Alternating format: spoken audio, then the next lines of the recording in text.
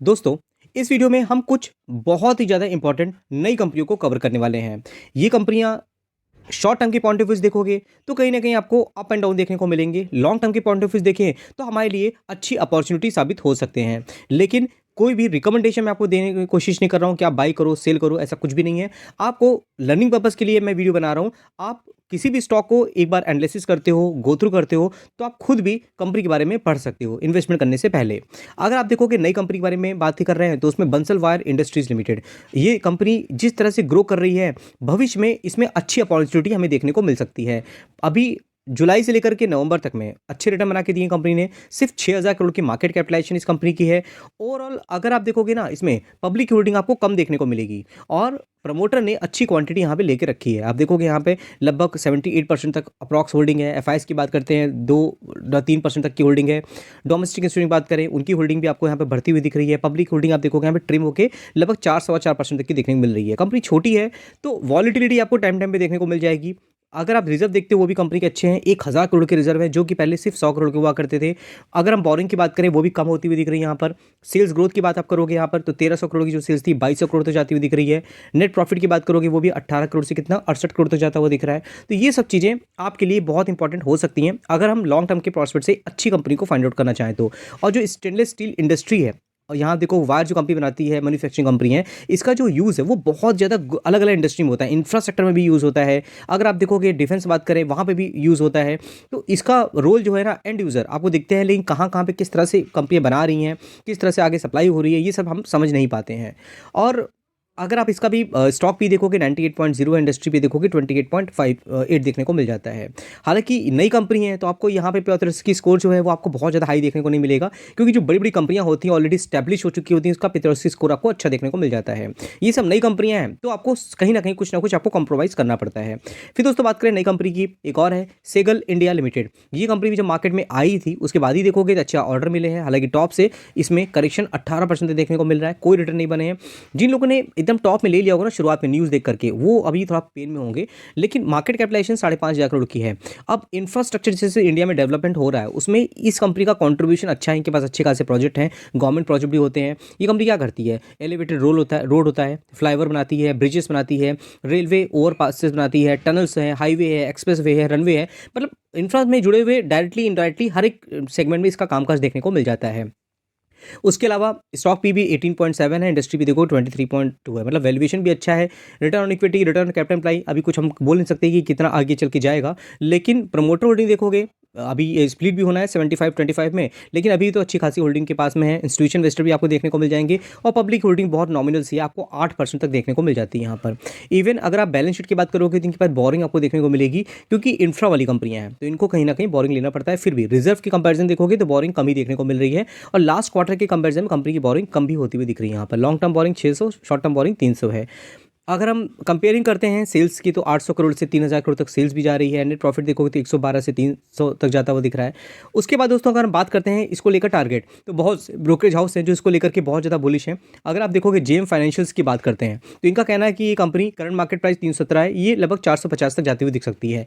सारा कुछ due diligence करने के बाद इनको लगता है कि जिस तरह से इंडिया में इंफ्रास्ट्रक्चर डेवलपमेंट हो रहा है और इसकी जो बैलेंस शीट है वो कहीं ना कहीं हमें अच्छी तरीके से मेंटेन की हुई प्रॉफिटेबल बैलेंस शीट देखने को मिलती है। नेक्स्ट 5 ईयर में जिस तरह से कंस्ट्रक्शन बढ़ता हुआ दिख रहा है और उसमें ये कंपनी अच्छी तरीके से परफॉर्मेंस दिखाती हुई नजर आ सकती है। और आप यहाँ देखोगे सारा कुछ रिपोर्ट में आप पढ़ सकते हो, यहाँ पर नॉर्मली आपको गूगल में अवेलेबल हो जाता है। फिर दोस्तों एक और कंपनी है जेगल प्रीपेड ओशन सर्विसेज, ये भी देखोगे 430 के प्राइस में है। अब देखोगे ये कंपनी जब से आई हुई है लगातार रिटर्न बना के दे रही है, 175% तक के रिटर्न है। 5000 करोड़ की मार्केट कैपिटलाइजेशन भी कंपनी देखने मिल जाती है। ओवरऑल नई कंपनी है उस हिसाब से इसका भी आप देखोगे प्रमोटर होल्डिंग तो आपको लगभग यहाँ पे देखने मिलेगा कि इनकी होल्डिंग जो है 43 पॉइंट इसके आसपास देखने को मिलती है।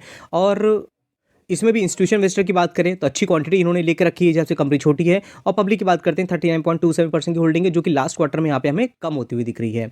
उसके साथ में देखिए अगर हम यहाँ पे देखते हैं और भी चीज़ें, जैसे बैलेंस शीट की बात करें, कंपनी के रिजर्व पहले कितने थे, लॉस में ही थी कंपनी, फिर 40 हुए, फिर 600 तक जाते हुए दिख रहे हैं। बोरिंग भी कंपनी की नॉमिनल है, 141 से घट करके 66 हो गई है। लॉन्ग टर्म बोरिंग की बात करें वो भी हमें यहाँ पे कितना देखने मिल रही है, लगभग 4 करोड़ की। और यहाँ पर बात करते हैं शॉर्ट टर्म बोरिंग की तो वो भी आपको यहाँ पर कितना देखने मिल रही है, लगभग 51 करोड़ तक की देखने को मिल जाती है। ओवरऑल ओवरऑल सेल्स ग्रोथ भी कंपनी की अच्छी है। अगर हम यहाँ 68 करोड़ की बात करते हैं तो 1000 करोड़ तक सेल्स जा रही है। प्रॉफिट मार्जिन की बात करें, नेट प्रॉफिट की बात करें, 42 करोड़ से 70 करोड़ तक जाते हुए दिख रहे हैं। तो ईपीएस देखोगे यहाँ पे 2, 3 और यहाँ देखो 5.69 तक जाते हुए दिख रहा है। हालांकि यहाँ देखोगे 2300 2200 जाते हुए दिख रहे थे, लेकिन उस हिसाब से कंपनी को रेवेन्यू और प्रॉफिट मार्जिन भी दिखाने होते हैं। बाकी इसका अगर वैल्यूएशन भी अगर आप देखते हो यहाँ पर, तो आपको देखने को मिल जाएगा यहाँ पर कंपनी की जो स्टॉक पी है वो लगभग 77.6 है। इंडस्ट्री भी देखोगे 38.5 तक देखने को मिलता है। ये कहीं ना कहीं कंपनी की जो बिजनेस है वो थोड़ा सा अलग ही रूप में देखने को मिलते हैं। आप देखो world class financial solution company build कर देती है, product to manage the business expenses of corporates, SME startup through automated innovation workflow. तो ये सब चीज़ें हमें देखने को मिल जाती है। वेबसाइट जाओगे तो आपको बहुत कुछ क्लियरिटी आ जाएगी। ऑफिस स्पेस सॉल्यूशन लिमिटेड, इसका भी कंपनी का बिजनेस बहुत ही अलग और शानदार देखने मिलता है। 667 के प्राइस में है। इसमें बहुत बड़े इन्वेस्टर है जिन्होंने यहाँ पे इन्वेस्टमेंट करके रखा हुआ है। जैसे आप पता है कि आशीष कचौला जी, वो छोटी कंपनी को फाइंड आउट करते हैं, वो कहीं ना कहीं उन्हीं कंपनियों पर वो बहुत ज़्यादा मल्टीपैकेट बना के अपने पास रखते हैं। अब यहाँ देखोगे अच्छे रिटर्न बन रहे हैं। 4000 करोड़ की मार्केट कैपिटलाइजेशन वाली कंपनी है। लेकिन अगर आप देखोगे यहाँ पर तो इनकी जो सेल्स है वो आपको बीच में लॉस में ही देखने को मिलेगी कंपनी। सेल्स आप देखते हो यहाँ पर, तो देखिए यहाँ पर कंपनी की जो रेवेन्यू है लगभग कितने थे, 100 200 देखो 1000 तक जाते हुए दिख रहे हैं। प्रॉफिट मार्जिन की बात करोगे लॉस में कंपनी थी, फिर देखो यहाँ पे प्रॉफिट पाती गई। लेकिन पैट की बात करते हैं, प्रॉफिट आफ्टर टैक्स की, तो ये देखिए लॉस में कंपनी लॉस में देख मिल रही थी। और यहाँ देखो नेट प्रॉफिट भी तो आपको लॉस में ही देख मिल रहा है। लॉस धीमे धीमे कम हुआ, अभी देखो कंपनी प्रॉफिट मारी 37 करोड़ की। ये ईयर ऑन ईयर में आपको दिखा रहा हूँ।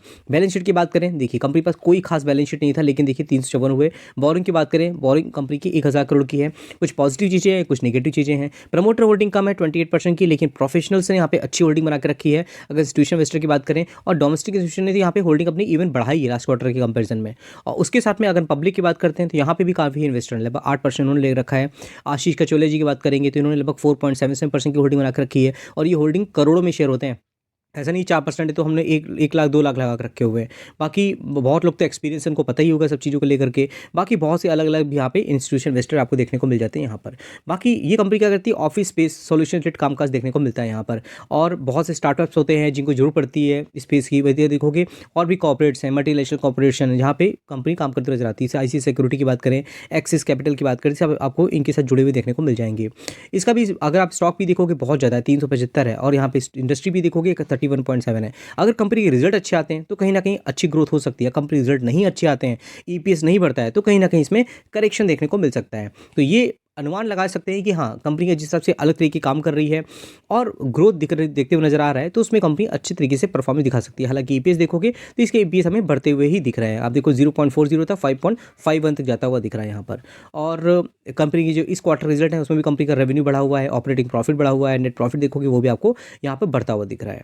फिर दोस्तों बात करें नेक्स्ट कंपनी की, डी डेवलपमेंट इंजीनियर्स लिमिटेड। ये भी देखोगे 278 के प्राइस में। मैक्सिमम चार्ट देखोगे तो टॉप से हमें इसमें करेक्शन देखने को मिल रहा है, कितना 38% तक। बाद में रिकवरी हुई, 26 हो गया। 1900 करोड़ की मार्केट कैपिटलाइजेशन है। ये कंपनी कब से आई है, देखिए जून से ही देखने को मिल रही है। अब इसका भी बिजनेस बहुत अच्छा है। अगर आप देखोगे ऑयल एंड गैस इंडस्ट्री में ये कंपनी क्या करती है, पाइपिंग सॉल्यूशन प्रोवाइड कराती है। उसमें आप देखोगे केमिकल इंडस्ट्री भी आती है, न्यूक्लियर इंडस्ट्री की बात करें उसको भी कंपनी सर्विसेज देती है। और इसे बहुत इंपॉर्टेंट इंडस्ट्री है। अगर आप देखोगे इसमें ही इंजीनियर रिंग होती है, प्रोक्योरमेंट होता है, मैन्युफैक्चरिंग है, सब कुछ सॉल्यूशन आपको यहाँ पे एक ही रूफ के नीचे देखने को मिल जाता है। इसका वैल्यूएशन भी अच्छा है, 41.8 है। इंडस्ट्री भी देखोगे 28.8 है। फेस वैल्यू भी 10 है। यहाँ पे भी आप देखोगे प्रमोटर ने अच्छी खासी क्वांटिटी लेकर रखी है। इंस्टीट्यूशन इन्वेस्टर के पास भी अच्छी होल्डिंग है। हालांकि कंपनी बहुत छोटी है, लेकिन डोमेस्टिक इंस्टीट्यूशन ने अपनी होल्डिंग यहाँ पे लगातार बढ़ाया है। पब्लिक होल्डिंग देखोगे 11.43 तक देखने को मिल जाएगा यहाँ पर। और ओवरऑल इसके भी अगर बैलेंस शीट की बात करोगे, रिजर्व कंपनी के शानदार हैं, 700 करोड़ तक है, जो कि पहले 400 करोड़ के आसपास ही घूमते थे। लेकिन अभी के टाइम देखोगे कंपनी की बोरिंग भी यहाँ पे कम ही होती हुई दिख रही है। और इसके रिलेटेड एक न्यूज़ भी आई थी, ऑर्डर्स रिलेटेड, मैंने कवर किया था लास्ट टाइम पे, आपने देखा होगा, मुझे कमेंट बॉक्स जरूर बताइएगा। सेल्स देखोगे 700 करोड़ से 800 करोड़ जाती हुई दिख रही है। नेट प्रॉफिट देखोगे तो 8 करोड़ से लगभग डबल डिजिट से सिंगल डिजिट में आया। फिर देखिए यहाँ पे रिकवरी हुई, लगभग 13 से 46 जाता हुआ दिख रहा है। हालांकि ये जो ईपीएस है ना कहीं यहाँ पर कंपनी को इसको सस्टेन करना पड़ेगा 12.23, तभी इसमें और ज़्यादा ग्रोथ देखने को मिल सकती है। मतलब रेवेन्यू बढ़ेगा तो पैट भी बढ़ना पड़ेगा, पैट बढ़ेगा तभी कहीं ना कहीं यहाँ पर ईपीएस सुधरता हुआ दिखेगा। तो ये सब चीज़ें इंडस्ट्री को अच्छी लगती हैं, कंपनी के रिजल्ट अच्छे आते हैं तो बाइंग होती है, प्राइस बढ़ता है। और कंपनी इंडस्ट्री में अगर ग्रोथ होती है ना, और लोगों की एक्सपेक्टेशन भी उस तरह बढ़ती जाती है। अब कंपनी अगर अच्छा परफॉर्मेंस करेगी तो लोग उसको हाई वैल्यू में भी खरीदना शुरू कर देंगे। लेकिन कंपनी के रिजल्ट अच्छे नहीं आएंगे ना, तो जितने भी इन्वेस्टर होते हैं जिनकी एक्सपेक्टेशन बहुत हाई है, वो बहुत ज़बरदस्त तरीके से यहाँ पे सेलिंग कर देते हैं। तो कहीं ना कहीं यहाँ पे स्टॉक में गिरावट देखने को मिल जाती है। बाकी दोस्तों स्टॉक मार्केट में बहुत से अपडेट होते हैं, ड्यूरिंग द मार्केट रिजल्ट्स भी आते हैं, कंपनी किसको एक्विजिशन कर रही है, डिविडेंड क्या है, बोनस क्या है, बहुत कुछ होता है जो कि मैं अपने व्हाट्सएप चैनल पे डाल देता हूँ, जिससे आपको क्विक इन्फॉर्मेशन मिलती है या क्विक डिसीजन आप ले सकते हो। और बहुत से पर्सनल इन्फॉर्मेशन है जो कि मैं अपने व्हाट्सएप चैनल पर अपडेट करता रहता हूँ, तो जो जाके एक बार गो थ्रू करिएगा। बाकी मेरे सोशल मीडिया लिंक है, एक फेसबुक चैनल भी है मेरा, जिसमें आप पिछले चैनल से लेकर के अभी तक चैनल में जितने भी वीडियोज़ हैं, लगभग 1700-1800 वीडियो होंगे, सब मैंने इसमें डाल रखे हैं, जरूर जाके गो थ्रू करिएगा, काफ़ी अच्छी इन्फॉर्मेशन मिलेगी, सेक्टर स्पेसिफिक इन्फॉर्मेशन आपको वहाँ पे मिलती रहेगी। बाकी डेली बेसिस पे आपको वहाँ पे वीडियो देखने को मिलेंगे। तो सारा कुछ सोशल मीडिया का लिंक जो है आपको मेरे डिस्क्रिप्शन मिल जाएगा, वहाँ जाकर के आप ज्वाइन कर सकते हो। बाकी दोस्तों ये वीडियो अच्छी लगी हो तो लाइक का बटन दबा के अप्रिशिएट जो करिएगा, डेली बेसिस पे आपको यहाँ वीडियो देखने को मिलते हैं, और अगर आप अप्रिशिएट करते हो तो मुझे कॉन्फिडेंस मिलता है, डेली बेसिस पे आपके लिए मैं वीडियो लेके आता रहता हूँ और भी अच्छे वीडियोज़ लाने की मैं कोशिश करूँगा। ये दूसरा मैंने दोस्तों नया चैनल बनाया हुआ है, जरूर आप अपना जो प्यार है और सपोर्ट है बना के रखिए, जिससे कि मैं यहाँ पर और भी अच्छी तरीके से आपके साथ बना रहूँ। तो ठीक दोस्तों, फिर मिलते हैं नेक्स्ट वीडियो में, तब तक के लिए थैंक यू।